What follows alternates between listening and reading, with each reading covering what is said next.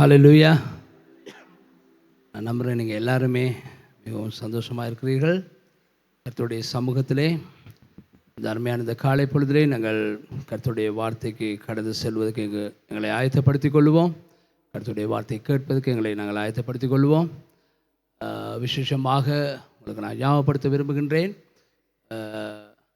வாலிப அந்த கூட்டத்துக்கு, வாலிப நிகழ்ச்சிக்கு உங்களுடைய பிள்ளைகள் எல்லாரையும் அனுப்பிவிடுங்கள். நான் பெற்றோரிடத்தில் வேண்டிக் கொள்கிறேன். அதில் ஒரு சின்ன ஒரு திருத்தத்தை நான் உங்களை சொல்ல விரும்புகின்றேன் என்று சொன்னால், பின்பு தான் நான் அறிந்து கொண்டேன். 500 ரூபா அந்த இடத்துக்கு நாங்கள் கட்ட வேண்டும், மதிய உணவு மற்ற காரியங்களுக்காகவும்.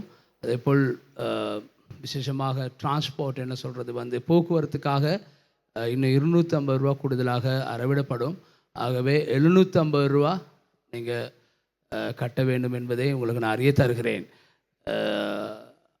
அதாவது ஒரு சிலருக்கு அந்த வசதி இல்லை என்று சொன்னால் நீங்கள் அவரிடத்தில் சொல்லுங்கள். அதை குறித்து நாங்கள் கரிசனை எடுப்போம். அதை குறித்து நாங்கள் உங்களுக்கு ஒரு நிவாரணத்தை நாங்கள் உங்களுக்கு கொடுக்கலாம்.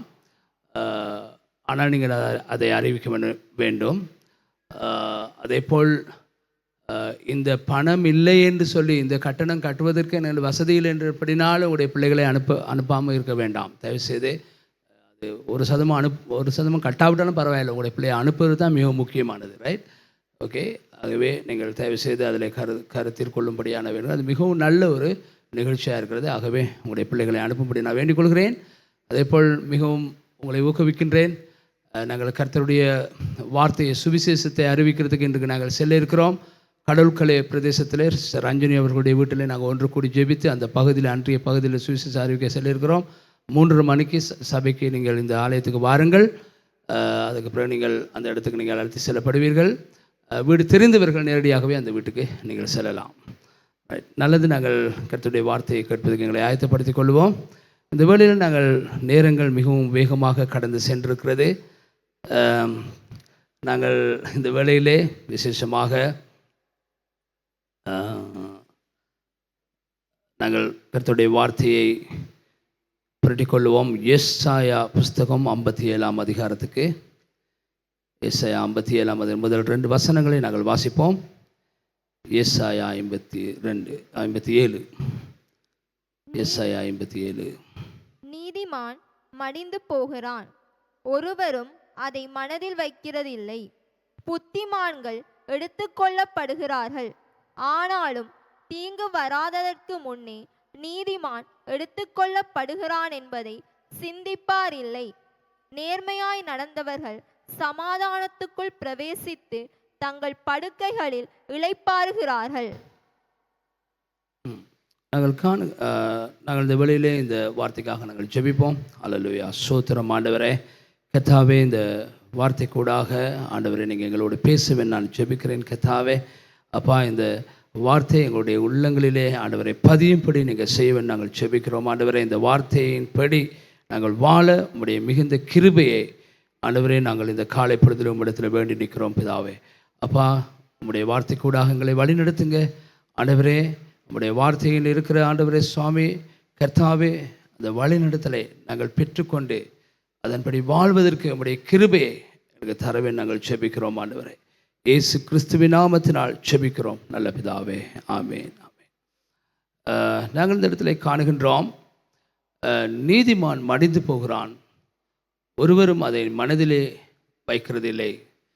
புத்திமான்கள் எடுத்துக்கொள்ளப்படுகிறார்கள், ஆனால் தீங்கு வருவதற்கு முன்னே நீதிமான் எடுத்துக்கொள்ளப்படுகிறான் என்பதை சிந்திப்பார் இல்லை. நாங்கள் காணுகின்றோம் இந்த இடத்துல எடுத்துக்கொள்ளப்படுதல் என்று சொல்லி இந்த இடத்துல 2 இடங்களிலே இடம்பெறுகின்றது. எடுத்துக்கொள்ளப்படுதல் அப்படின்னு சொல்லி இந்த இடத்துல நாங்கள் காணுகின்றோம். எடுத்துக்கொள்கின்ற இந்த பதம் 2 இடங்களிலே சொல்லப்படுகிறது. ஒன்று யார் இந்த இடத்துல எடுத்துக்கொள்ளப்படுவார்கள் என்று சொல்லி இந்த இடத்துல சொல்லப்படுகிறது. ஒன்று புத்திமான்கள் எடுத்துக்கொள்ளப்படுகிறார்கள் என்று சொல்லி அந்த 1வது வசனத்திலே நாங்கள் காணுகின்றோம்.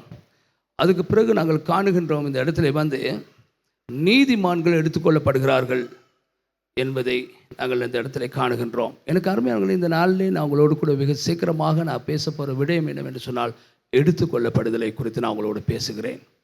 இந்த எடுத்துக்கொள்ளப்படுதலை குறித்து நீங்கள் எத்தனை பேர் கேள்விப்பட்டிருக்கிறீங்க? உங்களுடைய கரத்தை உயர்த்தி காட்டுங்க பார்ப்போம். ஹல்லேலூயா, ஹல்லேலூயா. ஒரு சிலர்கள் கரத்தை உயர்த்தாமல் இருக்கிறார்கள், ஒரு வேலை தெரியாமல் இருக்கிறார்கள், தெரியாது. இன்றைக்கு நீங்கள் அதை அறிந்து கொள்ளுங்கள். எனக்கு அருமையானவர்களே, தேவ பிள்ளைகளாகிய எங்களை கர்த்தர் ஒரு நாள் எடுத்துக்கொள்வதற்காக வருவார்.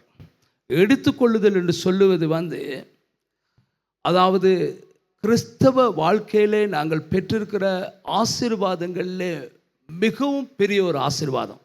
இப்போ நாங்கள் கிறிஸ்தவர்களாகிய நாங்கள் எங்களுடைய வாழ்க்கையில் பெற்ற மிகவும் பெரிய ஒரு ஆசீர்வாதம் ரட்சிப்பு. ஹல்லேலூயா, ஹல்லேலூயா. ஆண்டவர் எங்களை ரட்சித்திருக்கிறார். ஆமென். எத்தனை பேர் நீங்கள் அதை நான் ரட்சிக்கப்பட்டிருக்கிறேன் என்று சொல்லி நீங்கள் சொல்கிறீங்க? ஹல்லேலூயா, ஹல்லேலூயா. அதுக்கும் கொஞ்சம் பேர் கையை உயர்த்தாமல் இருக்கிறாங்க. ரட்சிக்கப்பட்டவர்கள் எல்லாரும் உங்களுடைய கருத்தை உயர்த்தி காட்டுங்க பார்ப்போம். ஹல்லேலூயா, ஹல்லேலூயா, ஆமென். எனக்கு அருமையானவர்களே, அந்த ரட்சிப்பு எங்களுக்கு பெற்றதே அது ஒரு கிருபை. நாங்கள் அதை பெற்றிருக்கிறதே ஒரு கிருபை தான். அது ஒரு கர்த்தருடைய ஆசீர்வாதம். அது மாத்திரமல்ல, அந்த ரட்சிப்பின் நிறைய ஆசீர்வாதங்களை நாங்கள் பெறுகிறோம். அதாவது அந்த ரட்சிப்பின் நிமித்தமாக நாங்கள் தேவ பிள்ளைகளாக இருக்கின்றோம். ஹல்லேலூயா. அந்த ரட்சிப்பின் நிமித்தமாக நாங்கள் காணுகின்றோம், எங்களுடைய ஜெபங்களுக்கு பதில் கிடைக்கின்றது. ஹல்லேலூயா. நாங்கள் அந்த ரட்சிப்பின் நிமித்தமாய் நாங்கள் ரட்சிக்கப்பட்டிருக்கிறபடியினால் நாங்கள் ஆண்டவருடைய சமூகத்திலிருந்து ஜெபிக்கும் பொழுது அந்த ஜெபத்துக்கு கர்த்தர் எங்களுக்கு பதில் கொடுக்கிறாரே. அது மாத்திரமல்லாமல் நாங்கள் காணுகின்றோம், அதை ரட்சிக்கப்பட்டிருக்கிறபடியினாலே நாங்கள் கர்த்தருடைய சமூகத்தில் இருந்து நாங்கள் ஆண்டவர் சொல்கிறார், ரட்சிக்கப்பட்டவர்களுக்குரிய அடையாளம் மார்க் புத்தகத்தில் நீங்கள் வாசித்து பார்ப்பீர்கள் என்று சொன்னால், நீங்கள் இப்பொழுது நான் சொல்லும் பொழுதே நீங்கள் பிரட்டி நீங்கள் வாசிக்கலாம். மார்க் 16ஆம் அதிகாரத்தில் நீங்கள் 15வது வசனத்தில் இருந்து வாசிப்பீர்கள் என்று சொன்னால் 17 வசனங்களை வாசிப்போம், 17, 18 வசனங்களை வாசிப்போம். அவர்களுடைய அடையாளங்கள், ரட்சிக்கப்பட்டவர்களுக்குரிய அடையாளங்கள், விசுவாசிக்கிறவர்களுக்குரிய அடையாளங்கள் என்று சொல்லி அந்த இடத்துல நீங்கள் பார்க்கலாம். அந்த அடையாளங்கள், என் நாமத்தினாலே பிசாசுகளை நீங்கள் துரத்துவீர்கள், நோய்களை நீங்கள் அதட்டும் பொழுது அந்த வியாதிகள் அவங்களை விட்டு நீங்க போகிறது. நாங்கள் காணுகின்றோம், அந்த இடத்துல உங்களுக்கு எந்த ஒரு தீமையும் அணுகுவது இல்லை என்று சொல்லி, விஷங்கள் ஏதாவது நாங்கள் கொடுத்தா அந்த தீமை எங்களை அணுகுவது இல்லை. ஒரு ஒரு ஒரு ஒரு நச்சு, ஒரு சர்ப்பம் எங்களை தீண்டினாலும் அந்த தீமை எங்களை அணுகுவது இல்லை என்பதை நாங்கள் அந்த இடத்துல பார்க்கிறோம்.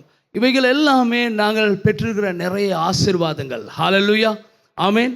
அதற்கு நாங்கள் ஒரு கரத்தை தட்டி தேவனை நாங்கள் ஸ்தோத்திரிப்போமா? ஹல்லேலூயா.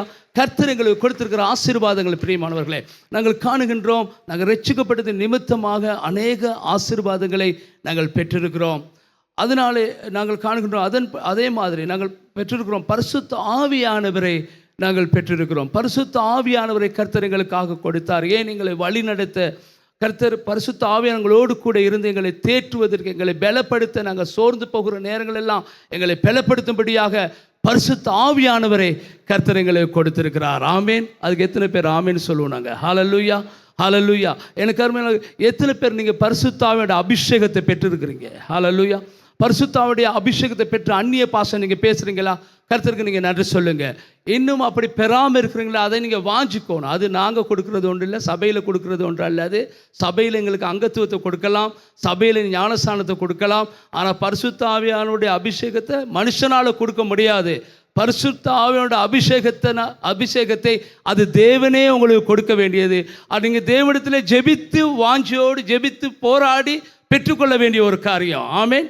ஹல்லேலூயா, ஹல்லேலூயா. நீங்கள் இந்த பெற்றோர்கிட்ட நீங்கள் கேட்டு பாருங்கள் எப்படி பெற்றுக்கொண்டீங்கன்னு சொல்லி. ஹல்லேலூயா. எனக்கு அருமையாக அது மிகவும் நாங்கள் ஒரு கிரயத்தை செலுத்தி நாங்கள் மிகவும் கஷ்டப்பட்டு தான் அதை பெற வேண்டும். ஆகவே வாஞ்சித்து அதை நீங்கள் பெறுங்கள். அதற்காக நீங்கள் பிரயாசப்படுங்கள். பரிசுத்த ஆவியானுடைய அபிஷேகத்தை பெற்றுக்கொள்ளுங்கள். அப்போ அது ஒரு ஆசீர்வாதம். நிறைய நாங்கள் ஆசீர்வாதங்களை காணுகின்றோம். அந்த ஆசீர்வாதங்கள் மத்தியிலே நாங்கள் நித்திய ஜீவனை நாங்கள் பெற்றிருக்கிறோம். ரட்சிக்கப்பட்டவர்கள் அத்தனை பேரும் நித்திய ஜீவனுக்கு பங்காளர்கள். ஹல்லேலூயா. எத்தனை பேர் அதுக்கு ஆமேன்னு சொல்கிறீங்க? ஆமேன், ஹல்லேலூயா. நித்திய ஜீவனுக்கு நாங்கள் பங்காளர்கள். நாங்கள் பரலோக ராஜ்யத்துக்கு நாங்கள் பங்காளர்களாக இருக்கின்றோம். நாங்கள் எங்களுடைய வேதம் சொல்லுகிறது, ரட்சிக்கப்பட்டதுக்கு பிறகு எங்களுடைய குடியிருப்போ இந்த பூமி அல்ல, நாங்கள் பிலிப்பியர் நாங்கள் வார்த்தைகள் சொல்லும் பொழுது நீங்கள் தயவு செய்து எடுத்து வாசிங்கள். பிலிப்பியர் 3ஆம் அதிகாரம் 20வது வசனம். அங்கே சொல்லப்பட்ட இந்த பூமி எங்களுடைய குடியிருப்பு அல்ல, பரலோக ராஜ்யம் எங்களுடைய குடியிருப்பு என்று சொல்லப்பட்டிருக்கிறது. ஹல்லேலூயா. ஆகவே பரலோக ராஜ்யத்துக்குரியவர்களாக இருக்கின்றோம். நாங்கள் ரட்சிக்கப்படும் பொழுது அப்படிப்பட்ட ஒரு ஆசீர்வாதத்தை நாங்கள் பெறுகிறோம். ஆமென். ஹல்லேலூயா. எனக்கு அருமையானவர்களே, இப்படிப்பட்ட ஆசீர்வாதங்களை நாங்கள் பெறுவதோடு கூட எங்களுக்கு அதனால இந்த ரட்சிக்கப்பட்ட எங்களுக்கு ஆண்டவர் கொடுத்திருக்கிற இன்னொரு ஆசீர்வாதம் என்னவென்று சொன்னால் எடுத்துக்கொள்ளப்படுதல். ஹல்லேலூயா. எடுத்துக்கொள்ளப்படுதல். அதை சொல்லுவாங்க அது தேவ பிள்ளைகளுக்கு இருக்கின்ற நம்பிக்கையிலே, தேவ பிள்ளைகளுக்கு இருக்கின்ற எதிர்பார்ப்புகளிலே ஒரு பிரதான ஒரு எதிர்பார்ப்பு, பெரிய ஒரு எதிர்பார்ப்பு. அந்த எதிர்பார்ப்பு என்னவென்று சொன்னால் பொன்னான எதிர்பார்ப்பு. ஹல்லேலூயா. எப்படியான எதிர்பார்ப்பு? பொன்னான எதிர்பார்ப்பு என்று சொல்லி ஆங்கிலத்தில் சொல்லுவார்கள். த கோல்டன் ஹாப் அப்படின்னு சொல்லுவார்கள். கோல்டன் ஹாப், பொன்னான எதிர்பார்ப்பு. அந்த பொன்னான எதிர்பார்ப்பு என்ன? ரகசிய வருகையிலே நான் எடுத்துக்கொள்ளப்படுவது. ஹல்லேலூயா. ரகசிய வருகையிலே அவர் எங்களை எடுத்துக்கொண்டு செல்லுவார். நாங்கள் இந்த எடுத்துக்கொள்ளப்படுதலை குறித்து நாங்கள் வாசிப்போம் என்று சொன்னால் 1 தெசலோனிக்கேயர் 4ஆம் அதிகாரத்தில் 16வது வசனம் 17வது வசனத்தை கொஞ்சம் நாங்கள் வாசிப்போம். 17வது வசனத்தை நாங்கள் வாசிப்போம். ஏனெனில் கர்த்தர் தாமே ஆரவாரத்தோடும் பிரதான தூதனுடைய சத்தத்தோடும் தேவ எக்காலத்தோடும் வானத்திலிருந்து இறங்கி வருவார். அப்பொழுது கிறிஸ்துவுக்குள் மரித்தவர்கள் முதலாவது எழுந்திருப்பார்கள். பின்பு உயிரோடிருக்கும் நாமும் கர்த்தருக்கு எதிர்கொண்டு போக மேகங்கள் மேல் அவர்களோடே கூட ஆகாயத்தில் எடுத்து கொள்ளப்பட்டு இவ்விதமாய் எப்பொழுதும் கர்த்தருடனே கூட இருப்போம். ஆமென். நாங்கள் காணுகின்றோம் ஆகாயத்தில் எடுத்து கொள்ளப்பட்டு அப்படின்ற ஒரு வார்த்தையை நாங்கள் வாசிக்க கேட்டோம். எனக்கு அருமையானவர்களே, அப்போ ஆகாயத்தில் நாங்கள் எடுத்துக்கொள்ளப்படுவோம்னு சொல்லி அந்த இடத்துல நாங்கள் வாசிக்கின்றோம். கிறிஸ்துவுக்குள் வாழுகிற எல்லாருமே, கிறிஸ்துவுக்குள் வாழுகிறவர்கள், பரிசுத்தமாய் வாழுகிறவர்கள் எடுத்துக்கொள்ளப்படுவார்கள் என்று சொல்லி அந்த இடத்துல நாங்கள் வாசிக்க கேட்டோம். ஆகவே இந்த எடுத்துக்கொள்ளப்படுதல் என்று சொல்கிறது எங்களுடைய வாழ்க்கையிலே இந்த கிறிஸ்தவ தேவ பிள்ளைகளுக்கு நாங்கள் பெறக்கூடிய பிரதான ஒரு ஆசீர்வாதமாக இருக்கிறது. எனக்கு அருமையானவர்களே, நாங்கள் காணுகின்ற இந்த எடுத்துக்கொள்ளப்படுதல் அவ்வாறாக இருந்தாலும் வேதம் சொல்லுகின்றது, வேதத்தில் நிறைய இடங்களை நாங்கள் பார்க்கிறோம்.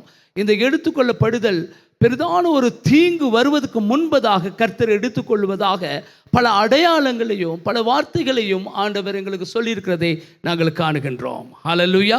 எனக்கு அருமையானவர்களை நாங்கள் காணுகின்றோம். அங்கே ஆதியாகம புஸ்தகத்திலே நீங்கள் வாசித்து பாருங்கள். ஆதியாகம புஸ்தகத்தில் 5ஆம் அதிகாரத்தில் 24வது வசனத்திலே, ஆதியாகம புஸ்தகம் 5ஆம் அதிகாரத்தில் 24வது வசனத்திலே ஏனோக் என்பவரை நாங்கள் காணுகின்றோம். தேவன் எடுத்துக்கொண்டார் என்று சொல்லி அந்த இடத்திலே நாங்கள் வாசிக்கின்றோம். எனக்கு அருமையானவர்களே, ஏனோக் என்பவர் நோவாவின் ஜலப்பிரளயத்துக்கு முன்பதாக அவர் வாழ்ந்த ஒருவராக இருக்கிறார். அது ஒரு நிழலாக எங்களுக்கு காட்டப்படுகின்றது. ஜலப்பிரளயம் முழு பூச்சக்கரத்தில் எங்கும் இருக்கிற மனுஷர்களுக்கு வந்த ஒரு இடுக்கம், மனுஷர்களுக்கு வந்த ஒரு அழிவு. ஆகவே அந்த தீங்கு, அந்த அழிவு வருவதற்கு முன்பதாக தேவ பிள்ளை ஆகிய ஏனோக்கை தேவன் என்ன செய்கிறார்? ஒரு அடையாளமாக, எடுத்துக்கொள்ளப்படுதலுக்கு ஒரு அடையாளமாக அவரை நாங்கள் காணுகின்றோம். அவரை தேவன் எடுத்துக்கொள்கிறார். அவன் காணாமல் போனான், தேவன் எடுத்துக்கொண்டார் என்று சொல்லி அந்த இடத்துல தமிழ் வேதாகமத்தில் அதே பதத்தை நாங்கள் காணுகின்றோம். தேவன் எடுத்துக்கொண்டார் என்று சொல்லி அந்த வார்த்தையை நீங்கள் இப்பொழுது வாசித்து பாருங்கள். அங்கே ஆதியாகமம் 5ஆம் அதிகாரத்தில் 24வது வசனத்திலே அது இருக்கின்றது. ஆகவே எனக்கு அருமையானவர்களை நாங்கள் காணுகின்றோம். எனக்கு அருமையானவர்களே, அந்த நோவாவின் ஜலப்பிரளயம் முழு பூமி எங்குமே வந்தது. ஆகவே அப்படிப்பட்ட ஒரு தீங்கு வருவதற்கு முன்பதாக எடுத்துக்கொள்ளப்படுதல் நிகழ்ந்தது என்பதை நாங்கள் அதில் இருந்து ஒரு நிழலாக காணலாம். அது மாத்திரம் அல்லாமல் நாங்கள் காணுகின்றோம் 2 ராஜாக்கள் 2ஆம் அதிகாரத்திலே அங்கே 9 இருந்து 11வது வசனம் வரை நீங்கள் வாசித்து பார்ப்பீர்கள். 10-11 வசனங்களை நீங்கள் வாசிப்பீர்கள் சொன்னால் 2 ராஜாக்கள் 2ஆம் அதிகாரம் நீங்கள் 10-11 வசனங்களை நீங்கள் வாசித்து பார்ப்பீர்கள் என்று சொன்னால் அந்த இடத்துல நீங்கள் காணலாம். எனக்கு அருமையானவர்களே, அந்த இடத்துல சொல்லப்படுகிறது, அங்கே எலியாவை தேவன் எடுத்துக்கொண்டார் என்று சொல்லி. எலியா காணாமல் போனார், எலியாவை தேவன் எடுத்துக்கொண்டார். அதுக்கு பிறகு ஒரு தீங்கு வருகிறது. அதுக்கு பிறகு வந்த தீங்கு என்னவென்று சொன்னால், தம்முடைய ஜனங்கள், அங்கே இஸ்ரவேல் ஜனங்களுக்கு பெரிதான ஒரு அழிவு வந்தது. நாங்கள் காணுகின்றோம், அந்த நாடு ரெண்டாக பிரிந்தது. அது மாத்திரமல்லாமல் ஒரு பகுதி வடக்கு திசைக்கும் ஒரு பகுதி தெற்கு திசைக்குமாக ரெண்டாக அந்த நாடு பிரிந்தது. அதுக்கு பிறகு நாங்கள் காணுகின்றோம், அங்கே மேலே பிரிக்கப்பட்ட அந்த தேசத்துக்கு இஸ்ரவேல் தேசம் என்றும், அதே போல கீழே உள்ள பகுதிக்கு, அதாவது தெற்கு தேசத்துக்கு யூதா என்று சொல்லி அங்கே பேர் வந்தது நாங்கள் காணுகின்றோம். ஆனால் அங்கே மேலே உள்ள வடக்கு தேசத்துக்குரிய அந்த இஸ்ரவேல் நாட்டிலே உள்ள அந்த இஸ்ரவேல் என்று சொல்லி அழைக்கப்படுகிற அந்த தேசத்தார்கள் அனைவருமே அசிரியாவுக்கு அடிமைகளாக போனார்கள். அடிமைகளாக எடுத்துக்கொள்ளப்பட்டார்கள். இல்லாவிட்டால் அவர்கள் அடிமைகளாக அந்த தேசத்துக்கு போனார்கள். அப்படிப்பட்ட பெரிதான ஒரு இடுக்கம், பெரிதான ஒரு அழிவு, ஒரு பெரிதான ஒரு தீங்கு அந்த தேசத்துக்கு உண்டானது. அது மாத்திரம் அல்லாமல் மறுபடியுமாக ஆண்டவர் எச்சரித்து கடைசியாக தெற்பகுதியில் உள்ள அந்த ஜனங்களையும் அடிமைகளாக போக வேண்டிய ஒரு சூழ்நிலை ஏற்பட்டது. அவர்கள் அடிமைகளாக மற்ற தேசங்களில் உள்ள ராஜாக்கள் விசேஷமாக பாபிலோன் தேசத்தில் இருந்த ராஜா அடிமையாக எடுத்துக்கொண்டு, அப்படிப்பட்ட ஒரு தீமை, அப்படிப்பட்ட ஒரு இடுக்கம், அப்படிப்பட்ட ஒரு அழிவு அந்த தேசத்துக்கு வந்ததை நாங்கள் அந்த தேவ பிள்ளைகளுக்கு வந்ததை நாங்கள் காணுகின்றோம். எனக்கு அருமையானவர்களே, அதே போல் வெளிப்படுத்தின விசேஷத்திலே நாங்கள் 3ஆம் அதிகாரத்தில் 10வது வசனத்தை வாசிப்போம். இதுக்கு சமமாக நாங்கள் ஒரு வார்த்தையை நாங்கள் பார்ப்போம் என்று சொன்னால், வெளிப்படுத்தின விசேஷம் 3ஆம் அதிகாரத்தில் 10வது வசனம் என்ன சொல்லுகின்றது?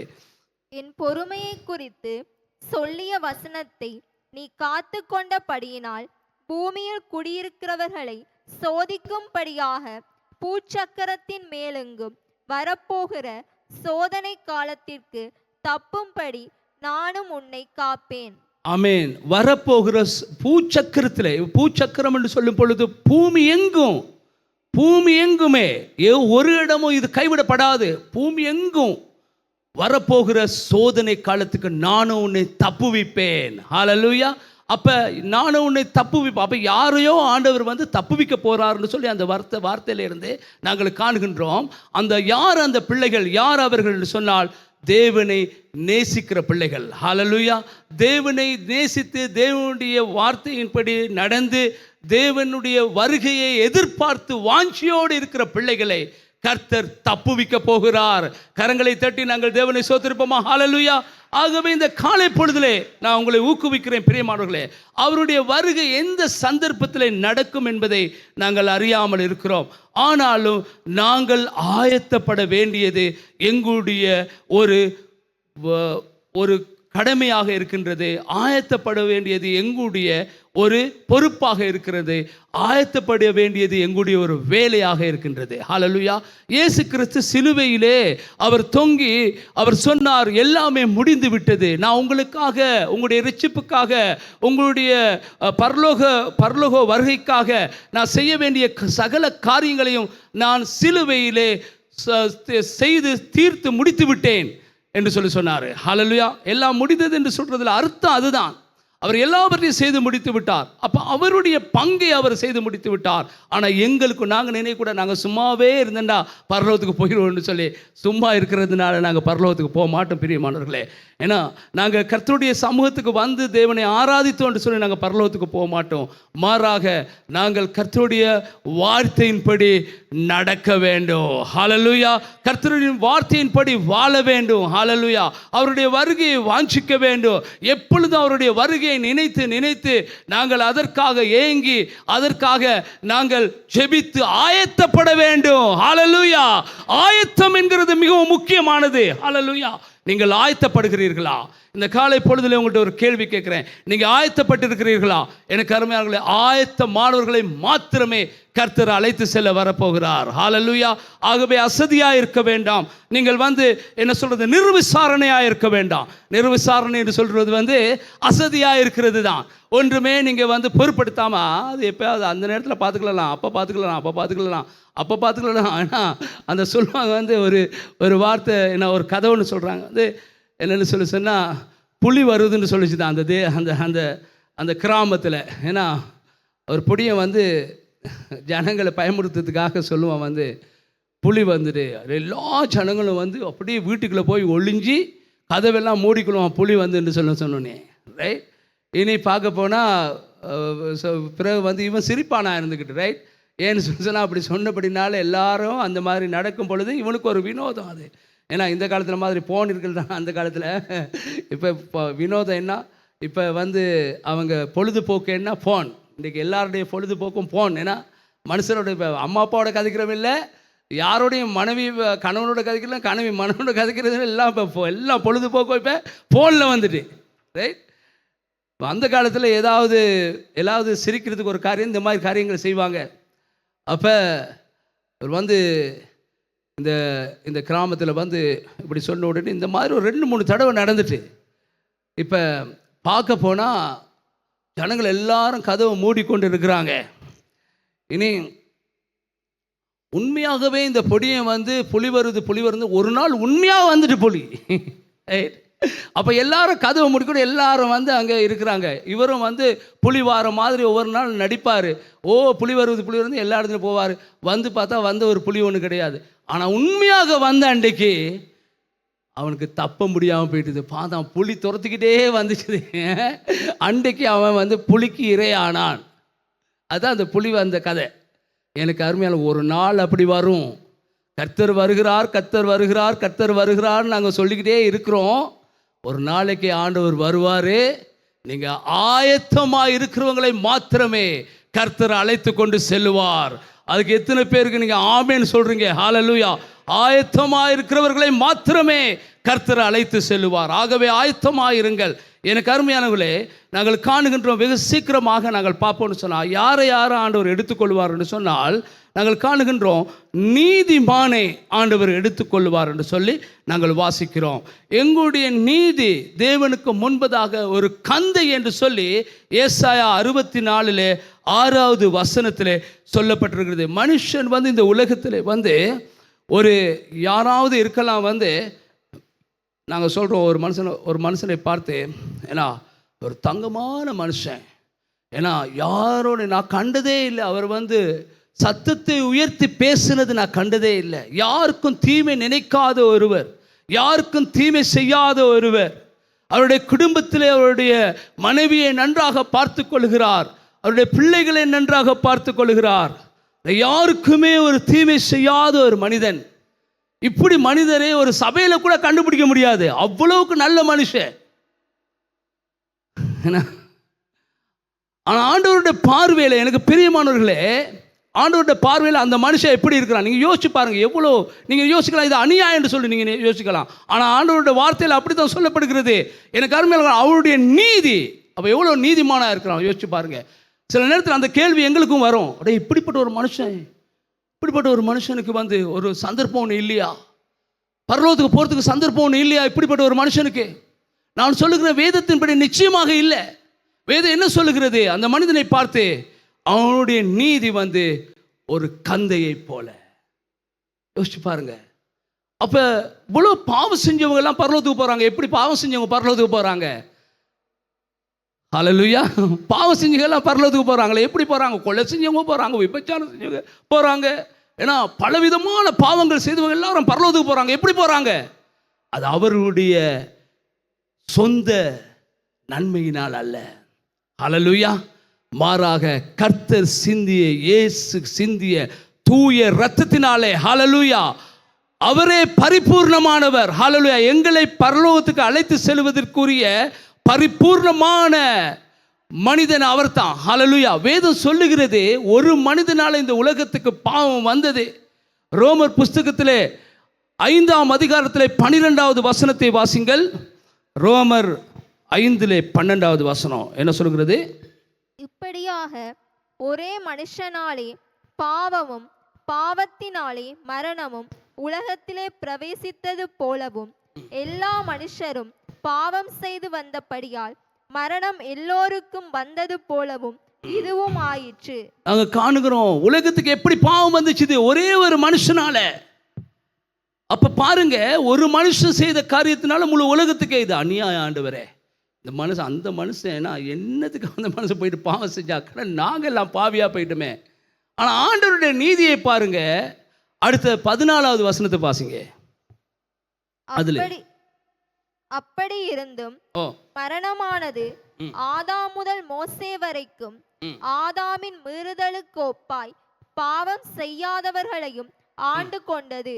அந்த ஆதாம் பின்பு வந்தவருக்கு முன்னடையாளமானவன்.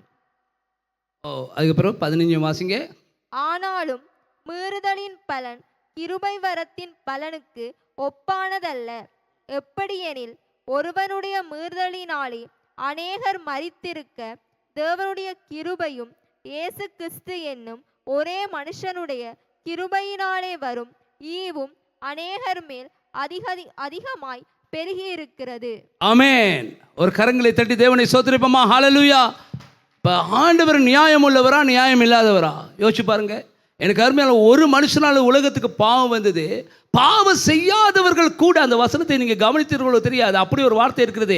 பாவம் செய்யாதவர்கள் கூட அவர்கள் அந்த பாவத்தின் நிமித்தமாக வந்த பாவத்தின் நிமித்தமாக பாவிகளாக ஆக்கப்பட்டார்கள் சொல்லி அந்த வார்த்தையை நாங்கள் வாசித்தோம். எனக்கு அருமையானவர்களே, நாங்கள் ஒரு பாவமும் செய்ய இல்லை, ஆனாலும் கூட எப்படி நாங்கள் பாவிகளாக ஆகப்பட்டோம்? பாவம் ஒரு மனுஷனால் இந்த பூமியிலே வந்தபடியினாலே அப்படின்னு சொல்லி அந்த வார்த்தையை சொல்லுகிறது. அதன் நிமித்தமாக நாங்கள் காணுகின்றோம். ஆண்டவருடைய நியாயத்தை பாருங்கள். எப்படி ஒரு உலகத்துக்கு ஒரு மனுஷனாலே பாவம் வந்ததோ, அதே மாதிரி ஒரு மனுஷனால கிருபையும் வந்து விட்டது. ஹல்லேலூயா. ஒரே மனுஷனால ரட்சிப்பும் வந்து விட்டது. ஹல்லேலூயா. கரங்களை தட்டி நாங்கள் தேவனை ஸ்தோத்திரிப்போமா. ஹல்லேலூயா. ஒரு மனுஷனால ரட்சிப்பும் வந்தது. அந்த மனுஷன் யாரு? இயேசு கிறிஸ்து. அந்த மனிதன் இயேசு கிறிஸ்துன்னு சொல்லி 15வது வசனத்திலே சொல்லப்பட்டிருக்கிறது. ஹல்லேலூயா. ஆகவே தான் எல்லாமே சிலுவையில் அவர் சொல்லுகிறார், நான் எல்லாமே செய்து முடித்து விட்டேன் என்று சொல்லுகிறார். அதாவது ஒரு மனிதன் ரட்சிக்கப்பட்டு பரலோகத்துக்கு போக வேண்டிய சகல காரியத்தை நான் செய்து விட்டேன். இப்பொழுது யாருக்குள்ளே அந்த வல்லமை இருக்கிறது? ஒரு மனிதன் பரலோகத்துக்கு செல்ல வேண்டிய வல்லமை யாருக்குள்ளே இருக்கிறது? யாருக்குள்ளே இருக்கிறது? எங்களுக்குள்ளேயா? இல்லை. யாருக்குள்ளே? இயேசு கிறிஸ்துக்குள்ளே. ஹல்லேலூயா. அதனாலே தான் நாங்கள் இயேசு கிறிஸ்துக்குள்ளே பலப்பட வேண்டும், கிறிஸ்துக்குள்ளே வளர வேண்டும் என்று சொல்லி வேதம் சொல்லுகிறது. ஹல்லேலூயா. இயேசு கிறிஸ்துடைய பரிபூரணத்துக்குள்ளே நாங்கள் வளர வேண்டும் என்று சொல்லி எபேசியர் புத்தகத்தில் 4ஆம் அதிகாரத்தில் 11-12 வசனங்களை நாங்கள் வாசிக்கிறோம். எனக்கு அவருடைய நிறைவான வளர்ச்சிக்கு நாங்கள் வளர வேண்டும். ஹல்லேலூயா. ஏன்னு சொன்னால் எல்லா ஆசீர்வாதங்களும் யாருக்குள்ளே இருக்கிறது? Assembly of God, Calvary assembly of God, அதுக்குள்ளே இருக்குது இல்லை, இயேசு கிறிஸ்துவுக்குள்ளே. விளங்கினவர்கள் நல்ல ஒரு கரசத்தை கொடுப்போமா நாங்கள்? ஹல்லேலூயா. ஹல்லேலூயா. ஆகவே இயேசு கிறிஸ்துவை அன்றிக் கொள்ளுங்கள், இயேசு கிறிஸ்துவை பற்றி கொள்ளுங்கள், குமாரனை முத்த செய்யுங்கள். ஹல்லேலூயா. அப்பொழுது நீங்கள் ஹல்லேலூயா இடையிலே நீங்கள் வழியிலே அழியாமல் இருப்பீர்கள். ஹல்லேலூயா. எனக்கு அருமையானவர்களே, குமாரனை அன்றிக் கொள்ளுங்கள், இயேசுவை அன்றிக் கொள்ளுங்கள், இயேசுவுக்குள் நீங்கள் ஜீவிப்பீர்கள் என்று சொன்னால் நிச்சயமாக அந்த இரட்சிப்பின் அந்த நித்திய ஜீவனை நீங்கள் சுதந்திரித்துக் கொள்ள போகிறீர்கள். ஹல்லேலூயா. ஆகவே நாங்கள் காணுகின்றோம் ஒரு மனிதன் எப்படி நீதிமானாக்கப்படுகிறான், இயேசு கிறிஸ்துடைய இரத்தத்தினாலே. நாங்கள் இன்னொரு வசனத்தை வாசிப்போம். 5:9 என்ன சொல்லப்படுகிறது? ரோமர் 5:9 என்ன சொல்லப்படுகிறது? இப்படி நாம் அவருடைய இரத்தத்தினாலே நீதிமான்கள் ஆக்கப்பட்டிருக்க, கோபாக்கினைக்கு நீங்களாக அவராலே நாம் ரட்சிக்கப்படுவது அதிக நிச்சயமாமே. ஆமென். ஹல்லேலூயா. அவருடைய திருப்பி அந்த வசனத்தை வாசிங்க. ரோமர் 5:9.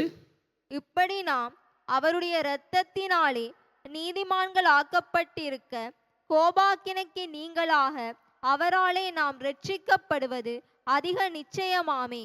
ஆமென். ஹல்லேலூயா. இரத்தத்தினாலே நீதிமான்களாக்கப்பட்டிருக்கிறோம். ஆமென். இயேசு கிறிஸ்து சிந்திய இரத்தத்தினால தான் நாங்கள் நீதிமான்களாக்கப்பட்டிருக்கிறோம். ஆமென். ஹல்லேலூயா. இன்னொரு வசனம் சொல்லுகிறது, நாங்கள் வாசிக்கிறதுக்கு நேரம் இல்லை, நீங்கள் வீட்டில் சென்று வாசித்து பாருங்கள். ரோமர் 3:28 வசனம் சொல்லுகின்றது, விசுவாசத்தினாலே தான் நாங்கள் வந்து நீதிமான்களாக்கப்பட்டிருக்கிறோம் என்று சொல்லி ரோமர் 3:28 சொல்லப்படுகிறது. அடுத்தது இன்னொரு வார்த்தையை நீங்கள் வீட்டிலே சென்று வாசித்து பாருங்கள். கிருபையினாலே தான் நாங்கள் நீதிமான்களாக்கப்பட்டிருக்கிறோம் அப்படின்னு சொல்லி ரோமர் 3:24 வசனம் சொல்லுகின்றது. ஹல்லேலூயா. அதே போல் நாங்கள் காணுகின்றோம் பிரியமானவர்களே, நாங்கள் எப்படி நாங்கள் அங்கே நீதிமான்களாக்கப்பட்டிருக்கிறோம் என்று சொன்னால் அங்கே மத கிரிகையினாலே அல்ல. வேதம் சொல்லுகிறது ரோமர் 3:20 வசனம் சொல்லுகிறது. 20 வசனத்தை ரோமர் 3:20 கொஞ்சம் வாசிங்க. இப்படி இருக்க பாவத்தை அறிகிற அறிவு நியாயப்பிரமாணத்தினால் வருகிறபடியால் எந்த மனுஷனும் நியாயப்பிரமாணத்தின் கிரியைகளினாலே தேவனுக்கு முன்பாக நீதிமானாக்கப்படுவதில்லை. ஆமென். நாங்கள் காணுகின்றோம் எந்த மனுஷனும் நியாயப்பிரமாணம் சொல்றது மதத்திலே கற்றுக் கொடுக்கப்படுகிற சட்டங்கள். குடிக்க வேண்டாம், நீ வெத்தலை சாப்பிட வேண்டாம், நீங்கள் சிகரெட் அடிக்க வேண்டாம், ஏன்னா விபச்சாரம் செய்ய வேண்டாம், வேண்டாம் வேண்டாம் வேண்டாம் வேண்டாம், இதெல்லாம் நியாயப்பிரமாணம். ஏன்னா அந்த நியாயப்பிரமாணத்தினால் அல்ல. அதே போல் நாங்கள் மத சடங்குகளை செய்கிறோம். ஒவ்வொரு மத சடங்குகளை செய்கிறோம் நாங்கள். ஏன்னா மத சடங்குகளை செய்வதனாலே நாங்கள் நினைக்கிறோம் பரலோகத்துக்கு போவோம்னு சொல்லி.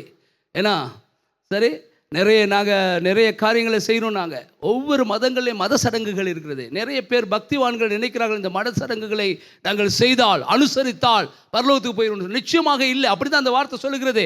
நியாயப்பிரமாணத்தினால யாருமே நீதிமானாக்கப்படுவது இல்லை. ஹல்லேலூயா. மாறாக எதனால நாங்கள் நீதிமானாக்கப்படுகிறோம்? இயேசுவின் இரத்தத்தினாலே. ஹல்லேலூயா. இயேசுவின் இரத்தத்தினாலே, அவரை நாங்கள் விசுவாசிப்பதற்கூடாக, அதே போல சொல்லப்படுகிற அவருடைய கிருபையினாலே. ஹல்லேலூயா. கிருபையை நாங்கள் எப்படி பெறலாம்? எங்களை தாழ்த்துவதற்கூடாக. ஹல்லேலூயா. நாங்கள் எங்களை தாழ்த்துவதனாலே கிருபையை நாங்கள் பெறுகிறோம். எனக்கு அருமையாக நாங்கள் ஆண்டவருடைய வார்த்தைக்கு எங்களை கீழ்ப்படுத்தும் பொழுது நாங்கள் கிருபையை பெறுகின்றோம். ஆகவே எனக்கு அருமையானவர்களே, நிறைய வார்த்தைகளை நாங்கள் காணுகின்றோம். அங்கே மத சடங்குகளினாலே, மத காரியங்களினால், நியாயப்பிரமாணத்தினாலே நாங்கள் நீதிமான்களாக்கப்படுவதில்லை. அடுத்ததாக நாங்கள் காணுகின்றோம் இந்த இடத்துல வந்து புத்திமான்கள். இந்த ஏசாயா 57 முதலாவது வசனம் சொல்லுகின்றது. என்ன சொல்லப்படுகிறது? புத்திமான்கள் எடுத்துக்கொள்ளப்படுகிறார்கள் அப்படின்னு சொல்லி ஒரு வார்த்தையை நாங்கள் வாசிக்கிறோம். ஆனாலும் தீங்கு வருவதற்கு முன்னே நீதிமான் எடுத்துக்கொள்ளப்படுகிறான். நாங்கள் காணுகின்றோம் புத்திமான்கள் எடுத்துக்கொள்ளப்படுகிறார்கள் என்று சொல்லி ஒரு வசனம் நாங்கள் காணுகின்றோம். புத்திமான்கள் யார்? நன்றாக ஏன்னா கேம்பஸில் போயிட்டு படித்து, அதாவது பல்கலைக்கழகத்தில் போய் படித்து நல்லா பட்டம் பெற்றவங்க அவங்கெல்லாம் புத்திமான்களா? அவங்க உண்மையிலே புத்திமான்கள் தான். அவங்க வந்து அறிவாளிகள், அவங்க வந்து ஞானவான்கள். ஆனால் நான் சொல்லுகிற வேதம் சொல்லுகிற புத்திமான்கள் யார்? எனக்கு அருமையானவர்களே, சில நேரத்தில் படித்திருந்தாலும் கூட அவர்கள் இந்த கர்த்தருடைய வார்த்தையின்படி நடக்காமல் இருப்பார்கள் என்று சொன்னால் அவர்கள் வந்து மூடர்கள், அவர்கள் வந்து புத்திமான்கள் அல்ல என்று சொல்லி வேத சொல்வதை நாங்கள் காணுகின்றோம். எனக்கு அருமையானவர்களே, யாரை வேதம் புத்திமான்கள் என்று சொல்லுகிறது? எனக்கு அருமையானவர்கள், நாங்கள் வாசிப்போம் என்று சொன்னால் நாங்கள் பார்ப்போம். அங்கே ஒரு வசனத்தை நாங்கள் வாசிப்போம். மத்தேயு 7ஆம் அதிகாரத்தில் 24 இருந்து 24வது வசனத்தை நாங்கள் வாசிப்போம். 24 இருந்து 27 வரையும் உள்ள வசனத்தை நாங்கள் வாசிப்போம் என்று சொன்னால் அந்த இடத்துல நாங்கள் காணுகின்றோம். வாசிக்க பார்ப்போம். அந்த இடத்த 24வது வசனத்தை வாசிங்க. மத்தேயு 7:24. ஆகையால் நான் சொல்லிய இந்த வார்த்தைகளை கேட்டு இவைகளின்படி செய்கிறவன் எவனோ அவனை கன்மலையின் மேல் தன் வீட்டை கட்டின புத்தியுள்ள மனுஷனுக்கு ஒப்பிடுவேன். ரைட். நாங்கள் காணுகின்றோம் இந்த கதை உங்களுக்கு தெரியும். 2 மனிதர்கள் இருக்கிறார்கள் இடத்துல. ஒரு மனிதன் வந்து தன் வீட்டை தன் உயர்ந்த கண்மலையிலே கட்டுகிறான். இன்னொரு மனிதன் புத்தி இல்லாதவன், அவரிடத்தில் சொல்லப்பட்டிருக்கு புத்தி இல்லாதவன் மணலின் மேலே கட்டுகிறான் என்று சொல்லி அந்த வார்த்தையை சொல்லுகிறது. ஹல்லேலூயா. நீங்கள் அதை வாசித்து பாருங்கள். இதுவரைக்கும் வாசிக்காமல் இருப்பீங்கன்னா நீ வீட்டிலே சென்று வாசித்து பாருங்கள். அந்த இடத்துல நாங்கள் காணுகின்றோம், அங்கே புத்தி உள்ள மனுஷன் வந்து தன் வீட்டை கண்மலையின் மேலே கட்டினான். அதில் அர்த்தம் என்னவென்று சொன்னால் கண்மலை என்று சொல்லுவது இயேசு கிறிஸ்து. ஹல்லேலூயா. புத்தி உள்ள மனுஷன் வந்து தன் வீட்டை என்று சொல்வது தன் வாழ்க்கையை, வீடு என்று சொல்வது தன் வாழ்க்கையை எதிலே கட்டினான்? கண்மலையிலே. கண்மலை என்று சொல்லும் பொழுது அது இயேசு கிறிஸ்து. உங்களுடைய வாழ்க்கையை இயேசு கிறிஸ்துவின் மேலே நீங்கள் கட்டியிருக்கிறீர்களா? நீங்கள் பயப்பட அவசியம் இல்லை. ஹல்லேலூயா. தீங்கு எவ்வளோ வந்தாலும் அவரிடத்தில் தீமை குறித்து சொல்லப்படுகிறது. காற்றும் புயலும் ஏன்னா வாரி அடித்தது அந்த வீட்டிலே. ஆனால் அந்த வீடு அசையாமல் இருந்தது. ஹல்லேலூயா. நீங்க வாசித்து பாருங்கள், அப்படிதான் சொல்லப்படுது. ஆனால் மணலின் மேலே, மணல் என்று சொல்லுவது வந்து இப்பொழுது கண்மலை என்று சொன்னால் இயேசுகிறது. மணல்டா என்ன? மணல் என்று சொல்றது இந்த உலகம். மண்ணாசை, பொன்னாசை, பெண்ணாசைன்னு சொல்லுவாங்க. ஏன்னா 3 ஆசைகள் இருக்கிறது. ஏன்னா ரைட். ஆகவே எனக்கு அருமையானவர்கள், நாங்கள் காணுகிறோம் மண் என்று சொல்லுது இந்த உலகம், உலக ஆசைகள், உலக காரியங்கள். அதுக்கு மேலே எங்களை வீட்டை நாங்கள் கட்டுவோம் என்று சொல்ல நிச்சயமாக நாங்கள் அழிந்து போவோம். எங்களுக்கு கஷ்டம் வரும் பொழுது, துன்பம் வரும் பொழுது நாங்கள் சிதறி போயிடுவோம். நாங்கள் அந்த இடத்துல வந்து எனக்கு அருமையானவர்கள், நாங்கள் அந்த இடத்துல நாங்கள் காணுகின்றோம் அந்த வீடு வந்து இருக்கிற இடமும் காணாமல் போனது என்று சொல்லப்படுகிறது. ஆகவே பிரச்சனைகள், கஷ்டங்கள் எங்களுடைய வாழ்க்கையில் வரும் பொழுது நாங்கள் அதுக்கு தாக்கு பிடிக்க முடியாமல் நாங்கள் விழுந்து விடுவோம். ஆகவே எங்களுடைய வாழ்க்கை விசுவாசத்தில் எது மேலே கட்ட வேண்டும்? ஹல்லேலூயா. எதுக்கு மேலே கட்ட வேணும்? கண்மலையில். ஹல்லேலூயா. அந்த கண்மலை யாரு? இயேசு கிறிஸ்து. அந்த கண்மலை இயேசு கிறிஸ்து என்று சொல்லி 1 கொரிந்தியர் 10ஆம் அதிகாரத்தில் 5வது வசனத்தில் சொல்லப்பட்டிருக்கிறது. நீங்கள் நோட்ஸ் எடுக்கிறீங்களா? எழுதி கொள்ளுங்கள். வேதத்திலே பரவாயில்ல, எழுதி கொள்ளுங்கள். 1 கொரிந்தியர் 10ஆம் அதிகாரத்தில் 5வது வசனத்தில் சொல்லப்படுகிறது அந்த கண்மலை இயேசு கிறிஸ்து. ஹல்லேலூயா. நாங்கள் விசுகிறமாக இன்னொரு காரியத்தை நாங்கள் பார்க்க போகிறோம். மத்தேயு 25ஆம் அதிகாரத்தில் 10 கன்னிகளை குறித்து சொல்லப்பட்டிருக்கிறது. அந்த 10 கன்னிகளை நாங்கள் காணுகின்றோம். எனக்கு அருமையானவர்களே, அங்கே 10வது வசனத்தை நாங்கள் வாசிப்போம். 10வது வசனத்தை கொஞ்சம் வாசிங்க. அப்படியே அவர்கள் வாங்க போன போது மணவாளன் வந்து விட்டார். ஆயத்தமாயிருந்தவர்கள் அவரோடே கூட கல்யாண வீட்டுக்குள் பிரவேசித்தார்கள். போதும். நாங்கள் காணுகின்றோம் அந்த இடத்துல வந்து 5 கன்னிகள் வந்து உதாசீனமாக இருந்தார்கள். அவர்கள் வந்து அந்த மணவாளன் எப்போ வருவார் என்று சொல்லி அவர்களுக்கு தெரியாது, யாருக்குமே தெரியாது. ஆனால் அவர்களுடைய விளக்கு வந்து எரியறதுக்குரிய எண்ணெய் அவர்களிடத்தில் இருக்கவில்லை. அந்த எண்ணெய் தீர்ந்து போய்விட்டது. அதனால நாங்கள் காணுகின்றோம் அவர்களுக்கு அந்த மணவாளனோடு கூட போக முடியாமல் போனது. ஆனால் வேதத்தில் ஒரு வசனம், அழகான ஒரு வசனம் இருக்கிறது. ஆயத்தப்பட்டவர்கள். ஹல்லேலூயா. ஆயத்தப்பட்டவர்கள் எப்படி ஆயத்தமாக இருந்தார்கள்? எண்ணெய் வற்றி போகாதபடி, எண்ணெய் செலவழிந்தாலும் மறுபடியுமாக அந்த எண்ணெயை அவர்கள் அங்கே எடுத்து எப்பொழுதுமே அந்த எண்ணெயை அவர்கள் ஊற்றுகிறவர்களாய் எப்பொழுதும் ஆயத்தமாக இருந்தார்கள். ஹல்லேலூயா. ஆயத்தமாக இருந்தவர்கள் கர்த்தரோடு கூட, அல்லாவிட்டால் அந்த மணவாளனோடு கூட போனதாக நாங்கள் வாசிக்கிறோம். ஹல்லேலூயா. அதே மாதிரி ஒரு ஒப்பீடை வந்து நாங்கள் மத்தேயு புஸ்தகத்திலே 24ஆம் அதிகாரத்திலே நாங்கள் 39வது வசனத்திலே வாசிக்கிறோம். வாசிங்க பார்ப்போம். மத்தேயு புஸ்தகம் 24 39வது வசனம் வாசிங்க பார்ப்போம். ஜலப்பிரளயம் வந்து அனைவரையும் வாரிக்கொண்டு போகும் மட்டும் உணராதிருந்தார்கள். அப்படியே மனுஷகுமாரன் வரும் காலத்திலும் நடக்கும். எனக்கு அருமையான, நாங்கள் காணுகின்றோம் ஜலப்பிரளயம் வந்து அங்கே அவர்களை வாரிக்கொண்டு போகும் வரைக்கும் அவர்கள் உணராது இருந்தார்கள். இப்பொழுது இந்த 10 கன்னிகளை குறித்து சொல்லும் பொழுது அவரிடத்தில் சொல்லப்படுகிறது 5 கன்னிகள் புத்தி உள்ளவர்களாயிருந்தார்கள், 5 கன்னிகள் புத்தி இல்லாதவர்களாயிருந்தார்கள். நீங்கள் அந்த வசனத்தை வாசித்து பாருங்கள், அப்படித்தான் சொல்லப்படுகிறது. 5 கன்னிகள் புத்தி உள்ளவர்களாயிருந்தார்கள், 5 கன்னிகள் புத்தி இல்லாதவர்களாயிருந்தார்கள். யார் புத்தி உள்ளவர்கள்? ஆயத்தமாயிருக்கிறவர்கள். ஒரு கரத்தை தட்டி தேவனை சோதரிப்போமா? ஹல்லேலூயா. நீங்க ஆயத்தமா இருக்கிறீர்களா? எனக்கு அருமையானவர்களே, ஆயத்தமா இருக்கிறவர்கள் அவர்கள் தான் புத்தி உள்ளவர்கள். அப்ப புத்திமான்கள் தான் எடுத்துக்கொள்ளப்படுவார்கள். அங்கே நாங்கள் வாசித்தோம், புத்தி உள்ளவர்கள் தான் எடுத்துக்கொள்ளப்படுவார்கள். ஹல்லேலூயா. ஆகவே நாங்கள் ஆயத்தமாக இருக்க வேண்டும். எனக்கு அருமையானவர்களே, இப்பொழுது நடக்கிற சில காரியங்களை நாங்கள் பார்க்கும் பொழுது நாங்கள் காணுகின்றோம். எனக்கு அருமையானவர்களே, இப்பொழுது பல யுத்தங்கள் நடந்து கொண்டிருக்கிறது. அந்த யுத்தங்களை நாங்கள் பார்க்கும் பொழுது நாங்கள் காணுகின்றோம். ஏன்னா ஈரான் தேசத்தோடு கூட இஸ்ரேல் தேசம் ஈரானை வந்து அமெரிக்கா அடித்து கொண்டிருக்கிறது. எனக்கு அருமையானவர்களே, நாங்கள் காணுகின்றோம் இப்பொழுது இந்த நடக்கிற இந்த யுத்தம் வந்து அங்கே கடைசி காலத்தில் நடக்கிற ஒரு யுத்தம் என்று சொல்லி எரேமியா புஸ்தகத்திலே சொல்லப்பட்டிருக்கிறது. நாங்கள் வாசிப்போம் என்று சொன்னால் எரேமியா புஸ்தகத்திலே 49வது அதிகாரத்திலே நாங்கள் வாசிப்போம். 39வது வசனம் என்ன சொல்லப்படுகிறது? 39வது வசனம் வாசிங்க பார்ப்போம். என் சிங்காசனத்தை ஏலாமிலே வைத்து அங்கே இருந்து ராஜாவையும் பிரபுக்களையும் அழித்து போடுவேன் என்று கர்த்தர் சொல்லுகிறார். நாங்கள் காணுகின்றோம் அந்த இடத்துல வந்து ஏலாம் என்று சொல்லி ஒரு தேசத்தை நாங்கள் காணுகின்றோம். இது பழைய வரபடத்திலே நாங்கள் பார்க்கும் பொழுது இந்த ஏலாம் எங்கே இருக்கிறது என்று சொன்னால், எனக்கு அருமையானவர்களே, அதை நாங்கள் பார்க்கும் பொழுது நான் பிரமித்தேன். அதை நான் பார்க்கும் பொழுது ஆச்சரியப்பட்டேன். என்னவென்று சொன்னால், இதை ஆராயும் பொழுது தயவுசெய்து அந்த அந்த இதை வீடியோவை போடுங்க, மீடியா யூனிட். நாங்கள் காணுகின்றோம் ஏலாம் என்று இந்த வரைபடத்தை நாங்கள் பண்டைய காலத்தில், அதாவது பழைமை அந்த அந்த பண்டைய காலத்திலே நாங்கள் அந்த வரைபடத்தை பார்க்கும் பொழுது நான் பிரமித்தேன். என்னவென்று சொன்னால், ஏலாம் என்று சொல்லி இவ்விடத்தில் சொல்லப்படுகிறது. நீங்கள் வீட்டில் சென்று இந்த வசனத்தை வாசித்து பாருங்கள். 34வது வசனத்திலிருந்து வாசித்து பாருங்கள். ஏலாம் என்று சொல்லுவது ஈரான் தேசத்தை சொல்லப்படுகிறது. எனக்கு அருமையானவர்களே, இவ்விடத்தில் என்ன சொல்லப்படுகிறது? கடைசி காலத்திலே நான் அப்படி செய்வேன் என்று சொல்லுகிறார். என்னத்தை செய்வேன் என்று சொல்லுகிறார்? 37வது வசனத்திலிருந்து வாசிங்க பார்ப்போம். 37லிருந்து வாசிங்க. நான் ஏலாமியரை அவர்கள் சத்துருக்களுக்கு முன்பாகவும் அவர்கள் பிராணனை வாங்க தேடுகிறவர்களுக்கு முன்பாகவும் கலங்க பண்ணி என் கோபத்தின் உக்கிரமாகிய தீங்கை அவர்கள் மேல் வரப்பண்ணுவேன் என்று கர்த்தர் சொல்லுகிறார்.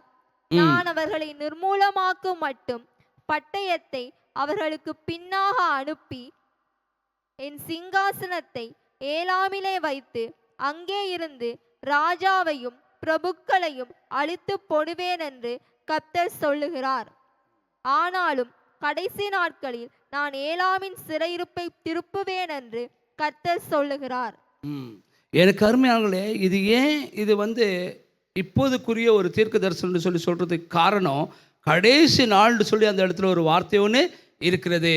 ஆகவே இந்த கடைசி நாளிலே நாங்கள் காணுகின்றோம், அந்த ஏலாம் தேசத்தின் வில்லை நான் முறித்து போடுவேன் என்று சொல்லி ஒரு வார்த்தையை நாங்கள் காணுகின்றோம். எனக்கு அருமையானவர்களே, ஏலாம் தேசத்தில் உள்ள முல்லை நான் முறித்து போடுவேன் என்று சொல்லி அந்த இடத்துல நாங்கள் 37வது வசனத்திலே நாங்கள் வாசிக்கிறோம்.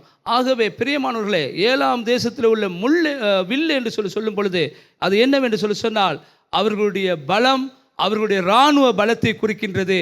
அவருடைய இராணுவ பலத்தை நான் முறித்து போடுவேன், அவருடைய வளங்களை நான் முறித்து போடுவேன் அப்படின்னு சொல்கிறது. அதில் அவர்களுடைய எது பலனாக இருக்கிறதோ அந்த பலத்தை நான் அங்கே முறித்து போடுவேன் என்று சொல்லி நாங்கள் காணுகின்றோம். ஆகவே எனக்கு அருமையானவர்களே, நான் என்ன சொல்லுகிறேன் என்று சொன்னால், ஒரு வேளை இந்த வார்த்தையின்படி, எனக்கு அருமையானவர்களே, இந்த வார்த்தையின்படி நாங்கள் பார்க்க போனால் அங்கே தேவன் அதை நியாயம் தீர்க்கிற தேவனாக இருக்கின்றார்.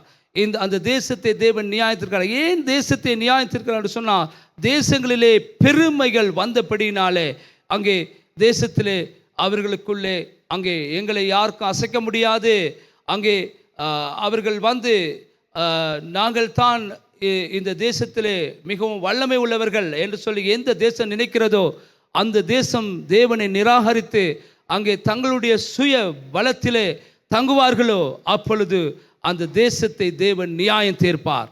அதை நாங்கள் அநேக வார்த்தைகளிலே, எரேமியா 48 42வது வசனம், அவ்வாறாக அநேக வார்த்தைகளிலே நாங்கள் பார்க்கலாம். தேசங்களை தேவன் நியாயத்திருக்கிறதை நாங்கள் பார்க்கலாம். எனக்கு அருமையானவர்களே, இந்த இடத்துல தேவன் அந்த தேசத்தை நியாயத்திருக்கிறதை நாங்கள் காணுகின்றோம்.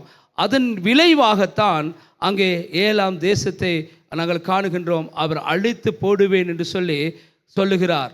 ஆகவே எனக்கு அருமையானவர்களே, இக்காலத்திலே நடக்கிற இந்த சம்பவங்களை நாங்கள் பார்க்கும் பொழுது கடைசி காலத்துக்குரிய அடையாளங்கள் இப்பொழுது நடந்து கொண்டிருக்கிறது. ஹல்லேலூயா. இதை நான் உங்களுக்கு ஏன் இதை சொன்னேன் என்று சொன்னால், அதை ஏன் பாஸ்டர் நீங்கள் இதில் இப்போ சொல்கிறீங்க அப்படின்னு சொன்னால், நாங்கள் இருக்கிறது கடைசி காலம் என்று சொல்லி உங்களுக்கு அறிவிக்கிறதுக்காக. ஹல்லேலூயா. அது கடைசி காலத்திலே நாங்கள் இருந்து கொண்டு இருக்கிறோம். ஹல்லேலூயா. அப்போ நாங்கள் எவ்வளோ ஆயத்தமாக இருக்க வேண்டும். ஹல்லேலூயா. ஆகவே எனக்கு அருமையானவர்களே, நாங்கள் எல்லாருமே தேவனுடைய சமூகத்தில் எழுந்திருப்போம். நாங்கள் எழுந்திருந்து இந்த காலை பொழுதிலே நாங்கள் தேவனுடைய பிள்ளைகளாக இந்த வேளையில் எங்களை ஆண்டவருக்கு ஒப்புக் கொடுப்போம். ஆண்டவருடைய வருகை மிகவும் நெருங்கி வந்து கொண்டிருக்கிறது. ஆகவே வந்து கொண்டிருக்கிறபடினாலே நாங்கள் எங்களை ஆயத்தப்படுத்தி கொள்ளுவோம். இந்த நாளில் என்னுடைய செய்தியானது எடுத்துக்கொள்ளப்படுவது மிகவும் சீக்கிரமாக நடைபெறக்கூடிய அங்கே சூழ்நிலைகளில் நாங்கள் இருக்கிறோம். ஆனாலும் நாங்கள் ஆயத்தமாக இருக்கிறோமா? நாங்கள் ஆயத்தப்பட வேண்டும். ஆயத்தப்பட வேண்டும். எனக்கு அருமையாளர்களே, தேவனுடைய வார்த்தை எங்களுக்கு வந்துக்கிட்டே இருக்கிறது. நாங்கள் நிர்விசாரணையாக இருக்கக்கூடாது. நாங்கள் அந்த ஜலப்பிரளயம் வந்து வாரிக்கொண்டு போகும் வரைக்கும் உணர்வில்லாமல் இருந்தார்களே, அந்த மாதிரி இருக்கக்கூடாது. எனக்கு அருமையாளர்களே, ஜெபத்திலையா இருந்தாலும், வேதத்தை தியானிக்கிறதுலையா இருந்தாலும், கர்த்தரோடு கூட நாங்கள் இந்த பயணிக்கிற இந்த பிரயாணத்திலே நாங்கள் இன்னும் அவரிடத்தில் கிட்டி சேர வேண்டும். அவருடைய காரியங்களை நாங்கள் செய்கிறவர்களாக இருக்க வேண்டும். ஆகவே இந்த காலை பொழுதிலே எங்களை நாங்கள் ஒப்புக் கொடுப்போம் ஆண்டவருக்கு. ஹல்லேலூயா. ஸ்தோத்திரம் ஆண்டவரே, ஸ்தோத்திரம் ஆண்டவரே, ஸ்தோத்திரம் ஆண்டவரே, மை துதிக்கிறோம் ஆண்டவரே, முக நன்றி. ஓரே பாபா பாபா, ஓரே பாபா பாபா, ஓரே பாபா பாஷா.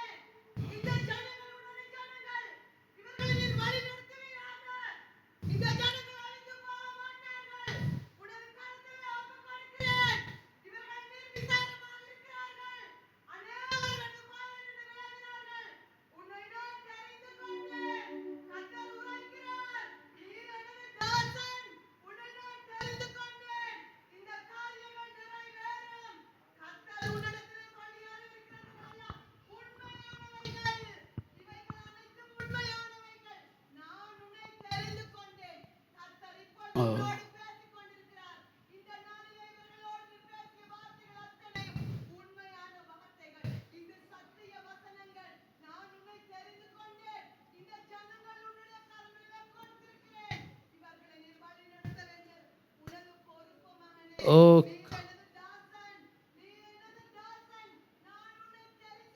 கரங்களை தட்டி நாங்கள் தேவனை ஸ்தோத்திரிப்போம். ஹல்லேலூயா. ஸ்தோத்திரம், ஸ்தோத்திரம், ஸ்தோத்திரம், ஸ்தோத்திரம். நன்றி, நன்றி, நன்றி. எல்லாரும் தேவனுக்கு நன்றி சொல்லுங்க. ஹல்லேலூயா. ஸ்தோத்திரம், ஸ்தோத்திரம், ஸ்தோத்திரம். எவ்வளோ தூரத்துக்கு, ஓ ஹல்லேலூயா, நீங்கள் ஆயத்தமாக இருக்கிறீங்களோ அவ்வளோ தூரத்துக்கு கர்த்தர் உங்களை எடுத்து செல்வதற்கு உண்மை உள்ள தேவனாக இருக்கிறார். ஹல்லேலூயா.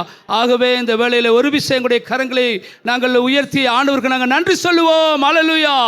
ஸ்தோத்திரம், ஸ்தோத்திரம், ஸ்தோத்திரம், ஸ்தோத்திரம், ஸ்தோத்திரம். நன்றி, நன்றி, நன்றி, நன்றி தகப்பனே. ஹல்லேலூயா, ஹல்லேலூயா, ஹல்லேலூயா, ஹல்லேலூயா. ஸ்தோத்திரம் ஆண்டவரே. ஹல்லேலூயா. இந்த வேளையிலே நாங்கள் இந்த ஆராதனை நாங்கள் நிறைவு செய்து நாங்கள் ஜெபிக்க போகிறோம். ஆண்டன் பிரான்சிஸ் அவர்கள் இந்த வேளையிலே எங்கள் மத்தியிலே வந்து இந்த ஆராதனை நிறைவு செய்து ஜெபிப்பார்கள். நாங்கள் எல்லாரும் ஒரு மனப்படுவோம். ஹல்லேலூயா. ஸ்தோத்திரம். ஹல்லேலூயா. நன்றி பிதாவே, நன்றி இயேசுவே, பரிசுத்த ஆவியானவரே, திருத்துவந்த நம்ம துதிக்கிறோம். ஸ்தோத்திரிக்கிறோம். அன்பும் இரக்கமும் கிருபையும் நேசமும் கர்த்தாவே, அருமையான இந்த பரிசுத்தமான ஓய்வு நாளுக்காக துதிக்கிறோம், ஸ்தோத்திரிக்கிறோம். உம்முடைய கிருபையினாலும் உம்முடைய இரக்கத்தினாலும் ஆண்டவரே கர்த்தாவே, ஒரே குடும்பமாக உம்மை துதிக்கவும் உம்மை போற்றவும் உம்மை மகிமைப்படுத்தவும் ஆண்டவரே நீர் எங்களுக்கு உண்டு பண்ண சலாக்கியத்துக்காக துதிக்கிறோம், ஸ்தோத்திரிக்கிறோம். தகப்பனே, தொடக்கத்தை முடிமட்டும் உம்முடைய பிரசன்னம் எங்களோட கூட நிற்கிறபேக்காக துதிக்கிறோம், ஸ்தோத்திரிக்கிறோம் ஆண்டவரே. பாடங்கள் பல்லவரோடு கூட நிற்கிறபேக்காக ஸ்தோத்திரம் ஐயா. துதிகளோடு கூட நிற்கிறபேக்காக ஸ்தோத்திரம் ஆண்டவரே கர்த்தாவே. காணிக்கை தசமாட கூட நிற்கிறபேக்காக துதிக்கிறோம், ஸ்தோத்திரிக்கிறோம் ஐயா. விசேஷமாக ஆண்டவரே கர்த்தாவே, உம்முடைய வார்த்தையோடு எங்களோட பேசி நிற்கிறபேக்காக நன்றி ஆண்டவரே. நாங்கள் ஆண்டவரே எங்களுக்கு எடுத்துக்கொள்ளப்படுதலுக்காக ஆயத்தப்பட ஆண்டவரே, பரிசுத்த ஜீவியத்திலும் நீதியுள்ள ஜீவியத்திலும் ஆண்டவரே உம்மோடு ஆண்டவரே ஒப்புரவாக ஆண்டவரே கர்த்தாவே, எங்களுடைய எண்ணெய் ஆண்டவரே கர்த்தாவே ஊற்றி ஆண்டவரே அபிஷேகத்தில் நிறைங்க ஆண்டவரே உமக்குள்ளாக பரிசுத்தத்தில் வாழ எங்களுக்கு நீ கிருபையோடு பேசின கிருபைக்காக நன்றி ஆண்டவரே. தகப்பனே, ஒவ்வொரு பிள்ளைகளையும் பொறுப்படும்படி ஜெபிக்கிறோம். ஒவ்வொரு பிள்ளைகளையும் ஆண்டவரே கர்த்தாவே ரகசிய வரைக்காக நீர் ஆயத்தப்படுத்தும்படி ஜெபிக்கிறோம் ஆண்டவரே. நீர் விசாரமாயிராமல் ஆண்டவரே உமக்கு உண்மையும் உத்தமும் நேர்மையும் பரிசுத்தத்தில் நீதியிலும் வளரவும் ஆண்டவரே, வார்த்தையில் வளரவும் ஆண்டவரே கர்த்தாவே, நீர் ஒவ்வொரு பிள்ளைகளையும் ஆசீர்வதிக்கும்படி ஜெபிக்கிறோம் ஆண்டவரே கர்த்தாவே. விசேஷமாக ஆண்டவரே கர்த்தாவே, இந்த ஆலயத்துக்கு வந்திருக்கிற இன்றைக்கு என்னென்ன தேவைகளோடு வந்திருக்கிற ஒவ்வொரு பிள்ளைகளின் உள்ளங்களையும் இருதயங்களையும் நீர் ஆராய்ந்து பார்த்த ஆண்டவரே கர்த்தாவே, அவருடைய தேவையை சந்தித்த ஆண்டவரே, அவருடைய குறைகளை நீக்கி ஆண்டவரே, அவருடைய குடும்பத்தையும் ஆசீர்வதித்த ஆண்டவரே கர்த்தாவே, உம்முடைய ஆசீர்வாதம் என்றென்றும் நிலைக்கும்படியாக என்னை தாழ்த்தி ஜெபித்து நிற்கிறேன் என் ஜீவனுள்ள பிதாவே. நாங்கள் சபையாக ஒன்று சேர்ந்து விசேஷமாக ஒரு முக்கிய தேவைக்காக நாங்கள் ஜெபிப்போம். எங்கள் மத்தியிலே எங்களோடு கூட ஆராதிக்கிற சிஸ்டர் தர்ஜினியை நீங்கள் அறிவீர்கள். அவருடைய கணவர் இந்த ஆராதனைக்கு வந்த பொழுதிலே அவர்கள் அங்கே ஒரு வருத்தத்தின் நிமித்தமாக இப்பொழுது ஆஸ்பத்திரிக்கு அனுமதிக்கப்பட்டிருக்கிறார்கள் வைத்தியசாலையிலே.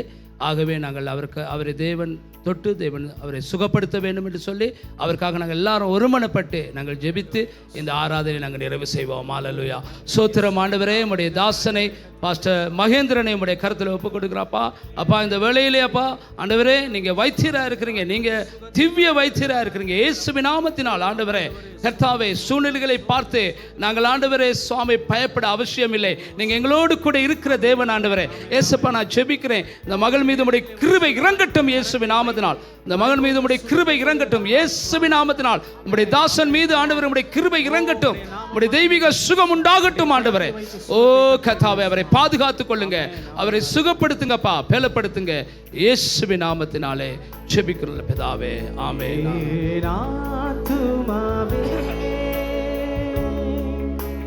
கர்த்தரை ஸ்தோத்திரி, என் முழு உள்ளமே அவர் பரிசுத்த நாமத்தை ஸ்தோத்திரி. அவர் செய்த சகல உபகாரங்களையும் மறவாதே. அவர் செய்த சகல உபகாரங்களையும் மறவாதே. ஆத்துமாவே கர்த்தரை ஸ்தோத்திரி, என் முழு உள்ளமே அவர் பரிசுத்த நாமத்தை ஸ்தோத்திரி. இப்பொழுது பிதாவாகிய தேவனுடைய அன்பும் கர்த்தராகிய இயேசு கிறிஸ்துடைய கிருபையும் பரிசுத்த ஆவியானுடைய அந்யோன்ய ஐக்கியமும் சமாதானம் இயேசு கிறிஸ்துவானவர் மீண்டும் வரும் வரைக்கும் எங்கள் அனைவரோடும் கூட இருப்பதாக. ஆமென். ஆமென். கர்த்தர் உங்கள் ஒருவரை ஆசீர்வதிப்பாராக. விசேஷமாக யாருக்காவது ஜெபித்துக் கொள்ள தேவை என்று சொன்னால்